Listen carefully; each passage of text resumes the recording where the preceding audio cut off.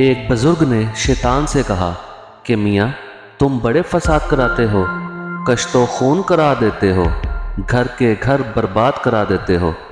شیطان نے کہا کہ مجھے مفت میں بدنام کر رکھا ہے، میں تو کچھ نہیں کرتا، چلو میں تمہیں نمونہ دکھلاؤں۔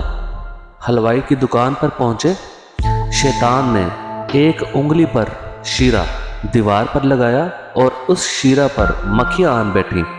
ان مکھیوں پر چھپکلی آ گئی۔ اتفاق سے دکان پر بلی آ گئی، وہ چھپکلی پر دوڑی۔ ایک خریدار کے ساتھ کتا بھی تھا، وہ بلی پر جھپٹا۔ حلوائی نے غصے میں آ کر ایک پتھر کتے کو دے مارا۔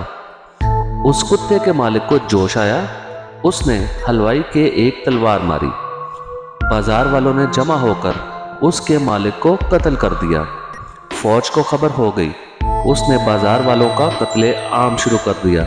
شیطان نے کہا، دیکھا، انصاف سے کہیے میرا کیا قصور ہے؟